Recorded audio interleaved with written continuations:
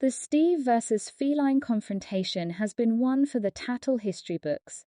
Both of these satire rulers, Steve Harvey and Katt Williams, have had their portion of the spotlight. Additionally, it is not a secret that Katt is a formidable adversary, swaggering his stuff as a fruitful humorist and entertainer with a huge number of credits in his possession. As 2008 moved to a nearby feline notoriety overshadowed practically those who he saw as rivalry in the metropolitan satire market, filled by both the comics and parody fans, a fight blended between Steve Harvey and Williams. Harvey was the main entertainer that feline saw as a danger to the privileged position of being the Lord of Dark Parody. I thought we was cool.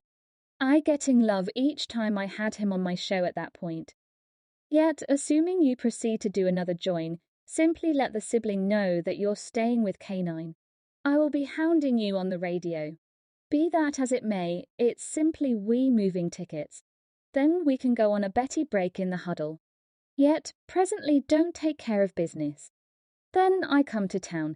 I find out about it since then this evening. I'm just going to keep doing what I do now. I'm not negative at all. My show is my show. Okay. Steve Harvey's a radio circle jockey. Okay? He is in charge of the 4 men, who are all dressed in the same suit. Okay. He's the host of that show, Katt Williams. Is this new voice, this different voice, pressure worked to a crescendo on December 31, 2008. However, it appears that Katt may have crossed a few lines in this conflict.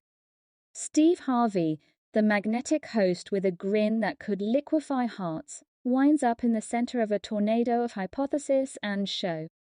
Reports have been whirling that his beautiful spouse, Marjorie Harvey, may have wandered from their conjugal delight and the supposed offenders, as a matter of fact, the guardian and the culinary specialist.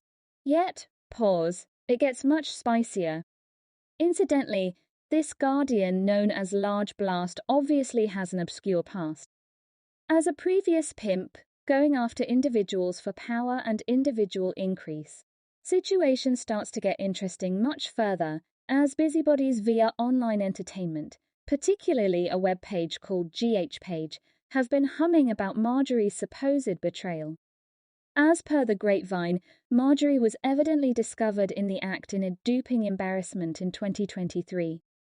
What's more, on the off chance that that wasn't sufficient to make your jaw drop, there's a video getting out and about of her kidding about exchanging Stephen for a pool kid on an episode of Family Fight.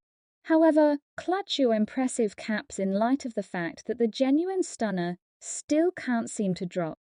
Unsubstantiated reports are murmuring that Marjorie might have sought legal separation, referring to those notorious hostile contrasts. What's more, word has it she's holding back nothing, dropping $200 million piece of Steve's faltering $400 million total asset. Besides the fact that he managing is the supposed undertaking outrage, including his better half, Marjorie, yet presently there's some behind the stage show as well. It seems as though somebody in Steve's web-based entertainment group should refresh their LinkedIn profile since they're in serious trouble. You see, this puzzling individual as of late shot a tweet from Steve Harvey's record that had everybody humming. The tweet, which has since been erased, worked up a tempest by requesting that Harvey supporters let the cat out of the bag on which entertainer they see as totally unfunny. This post, as was to be expected, sparked a social media storm in which fans and followers disparaged some of Steve's fellow comedians. In any case, Steve wasn't having any of it.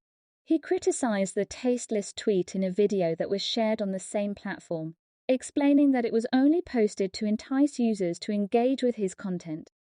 He even reproved the obscure representative for conflicting with his image and creating a ruckus. At the point when you figured the Steve Harvey show couldn't get any juicier, Katt Williams couldn't avoid taking a hit at him. This quarrel among Steve and Katt goes way back to the days when they were simply new faces in the satire game. Like a competition's been stewing for a very long time, and Katt sees the ideal second to mix the pot. Katt Williams saw an opportunity to strike amid the most recent Steve Harvey drama and controversies. You know, these two have a background marked by exchanging insults and tossing conceal at one another. Allow me to spill the tea on that incredible confrontation between Steve Harvey and Katt Williams. Everything started in the alluring year of 2009, when these two satire titans conflicted like crazy. Katt Williams, the bold clown, drew the glove and actually considered grabbing Steve Harvey's Lord of Parody crown right from his very much styled head. It resembled a parody rendition of a heavyweight fight.